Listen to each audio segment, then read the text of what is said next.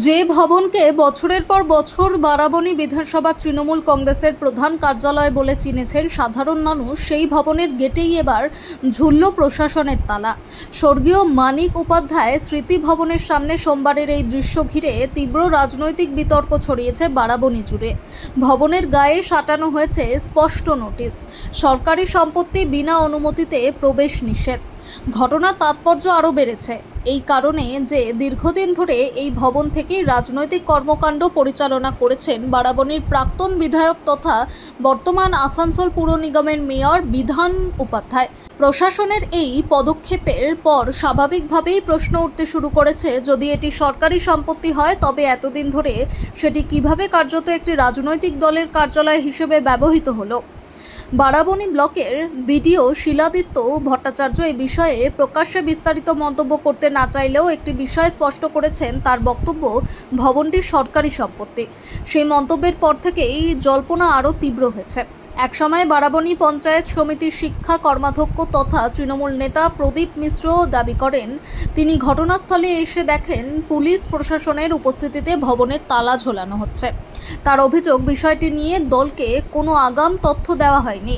অন্যদিকে প্রাক্তন বিধায়ক বিধান উপাধ্যায়ের প্রতিক্রিয়া ছিল সংযত হলেও তার নতুন বিতর্কের জন্ম দিয়েছে। তিনি বলেন, ওই জায়গাটি এলাকার মানুষ কমিউনিটি হল হিসেবে ব্যবহার করতেন, বুকিং হতো, আমরাও সেখানে বসতাম। এর বেশি কিছু বলার নেই, সবাই সব দেখছেন। কিন্তু এখানেই উঠছে বড় প্রশ্ন, যে ভবনকে এতদিন বারাবণীর তৃণমূলের মেন অফিস হিসেবেই চিহ্নিত করা হতো, সেটিকে এখন কমিউনিটি হল হিসেবে ব্যাখ্যা করা হচ্ছে কেন? রাজনৈতিক পর্যবেক্ষকদের একাংশের মতে এই অবস্থান পরিবর্তনই গোটা বিতর্ককে নতুন মাত্রা দিয়েছে। বর্তমান বিধায়ক অরিজিৎ রায় অবশ্য সরাসরি দাবি করেছেন, পঞ্চায়েত সমিতির তহবিল এবং বিধায়ক তহবিলের অর্থ ব্যয় করে ভবনটি নির্মাণ ও সংস্কার করা হয়েছে। তার কথায় এটি কোনো রাজনৈতিক দলের সম্পত্তি নয়, সাধারণ মানুষের ব্যবহারের জন্য তৈরি কমিউনিটি হল।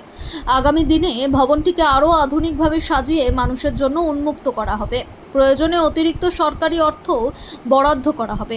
একদিকে সরকারি সম্পত্তির দাবি, অন্যদিকে দীর্ঘদিনের দলীয় ব্যবহার। এই দুই বাস্তবতার সংঘর্ষেই এখন সরগরম বারাবণী।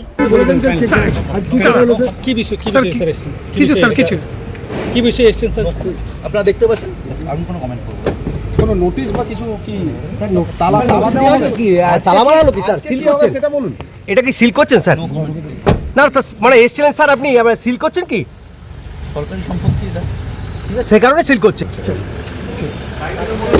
তরফ থেকে অফিসে সিল করা হয়েছে এবং খবর পেলাম যেখানে নাকি ভিডিও আমাদের এসেছিল ব্লক ডেভেলপমেন্ট অফিসার বারাবণী, তিনি নাকি বলে গিয়েছে যে এটি সরকারি জায়গার মধ্যে হয়েছে, এখানে বারাবণী এটা কি সরকারি জায়গার মধ্যে ঘটে? বলছে সরকারি সম্পত্তি, সেটা আমি বলতে পারছি না। আপনি কি জানতেন যে সরকারি সম্পত্তি মানে সরকারি জায়গায় এই পার্টি অফিসটা হয়েছে? সেটা বলতে পারছি না। এটা কি কাদের পার্টি অফিস ছিল? এটা তৃণমূলের। আজ সকালে এসে কি দেখছেন আপনি এখন এসে? হ্যাঁ, আপনাদেরকে কি পুলিশ বললো কিছু? জানি না, আমাকে পুলিশ কিছু বলেনি। আচ্ছা, কি দেখছেন এসে? এই দেখলাম তালা লাগানো সিল করা। আপনার নাম? হ্যাঁ, আপনার আমার নাম? নাম হচ্ছে প্রদীপ মিশ্র। আপনি কি তৃণমূলের কোনো পদে ছিলেন? আমি আগে শিক্ষার কর্মাধ্যক্ষ ছিলাম। শিক্ষা কর্মকর্তা। আপনি এখনও তৃণমূল করেন তাহলে? এখন তৃণমূল। নামটা কি বললেন? প্রদীপ মিশ্র। কি বললো? এখন নিচে নামা না, এটা সব তালা ফালা মারবে কি বলছে?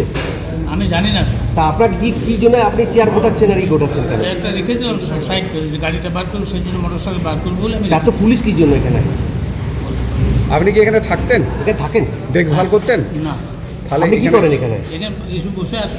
ও আচ্ছা, কোথায়? পাশের বাড়ি? আমার কন্যাপুর। এটা কিসের অফিস, কার অফিস সেটা তো জানেন? বিধানবাবুর অফিস। আর গাড়িটাও বিধানবাবু? হ্যাঁ। পুলিশ কি কারণে এসেছে জানেন না? পুলিশ এখানে ইলেকশনের পর, রেজাল্টের পর থেকে এখানে আছে। আজকে তো বন্ধ করছে, তালা বন্ধ করছে, পুলিশ তো বন্ধ করছে।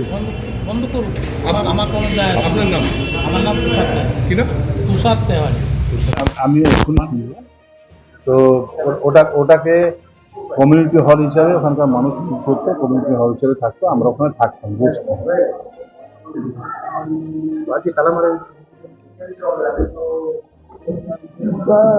বলবো আর কি, মানে যা চলছে বলে আর কি পাবো।